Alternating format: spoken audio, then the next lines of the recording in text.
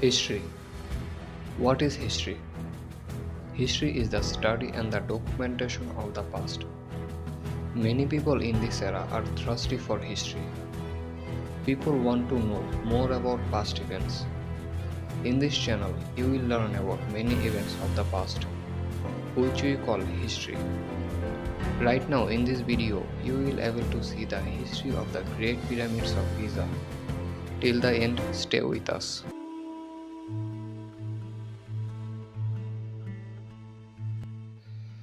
The pyramids of Giza were royal tombs, built for three different pharaohs. The northmost and oldest pyramid of the group was built for Khufu, the second king of the fourth dynasty. Called the Great Pyramid, it is the largest of the three.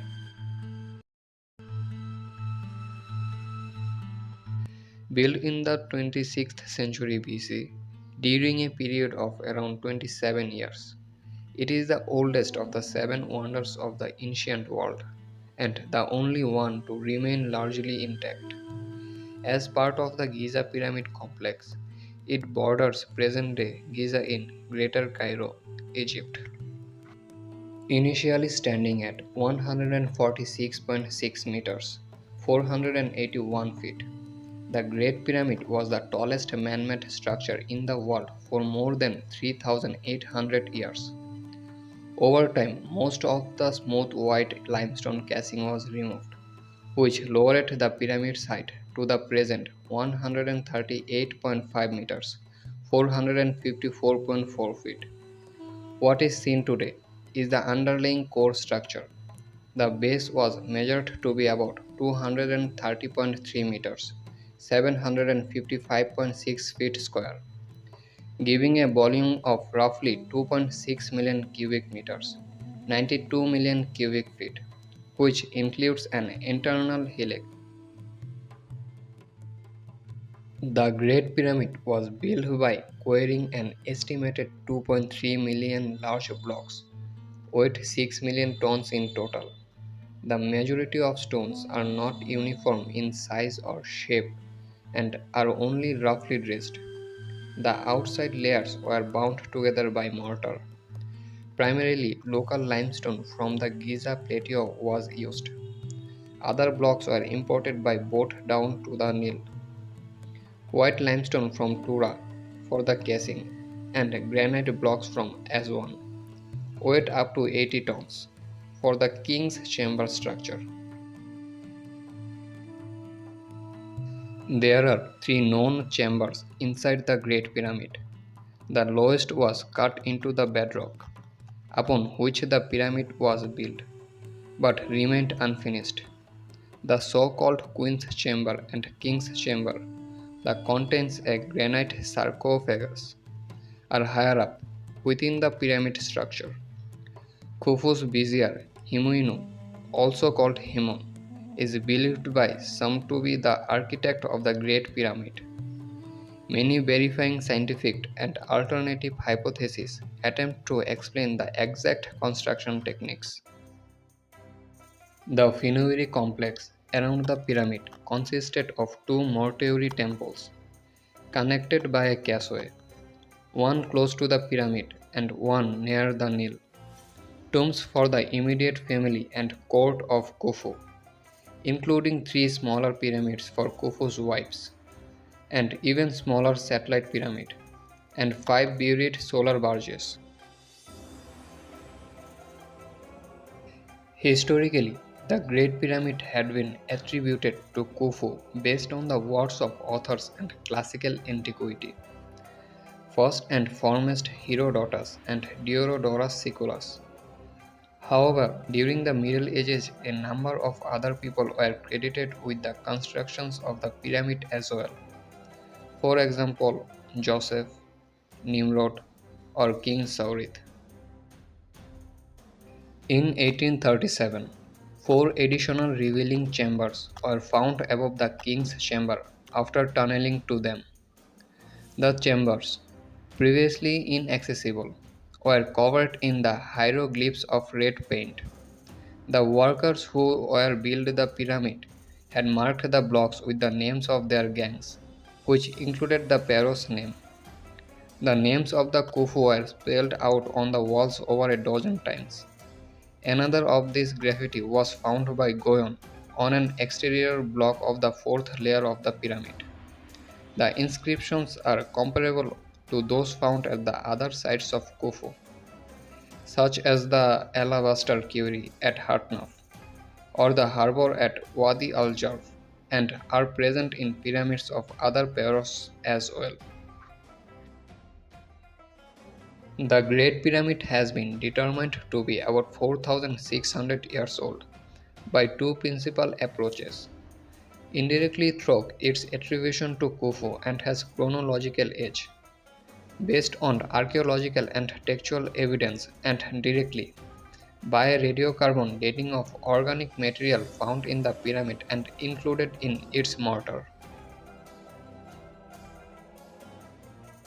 In the past, the Great Pyramid was dated by its attribution to Khufu alone, putting the construction of the Great Pyramid within his range.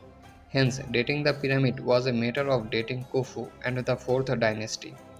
The relative sequence and synchronicity of events stands at the focal point of this method. Absolute calendar dates are derived from an interlocked network of evidence, the backbone of which are lines of succession known from ancient king lists and other texts. The range lengths from Khufu to known points in the earlier past are summated, bolstered with genealogical data, astronomical observations, and other sources.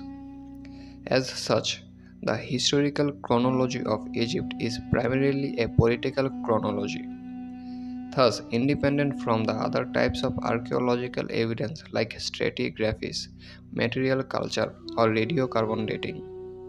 The majority of recent chronological estimates date Khufu and his pyramid roughly between 2700 and 2500 BC. The ancient Greek historian Herodotus, writing in the 5th century BC, is one of the first major authors to mention the pyramid. In the second book of his work, The Histories, he discusses the history of Egypt and the Great Pyramid. Herodotus writes that the Great Pyramid was built by Khufu, who is erroneously realized, ruled after the Ramesside period. Khufu was a tyrannical king, Herodotus claims, which may explain the Greeks' view that such buildings can only come out through cruel exploitation of the people.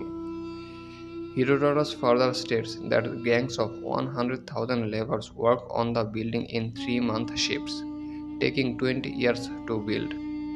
Herodotus also described an inscription on the outside of the pyramid, which, according to his translators, indicated the amount of radishes, garlic, and onions that the workers would have eaten while working on the pyramid. This could be a note of restoration work that Kim Oiset, son of Ramesses II, had carried out. Apparently, Herodotus' companions and interpreters could not read the hieroglyphs or deliberately gave him false information. Many other historian, geographer, philosopher, writer gave many opinions.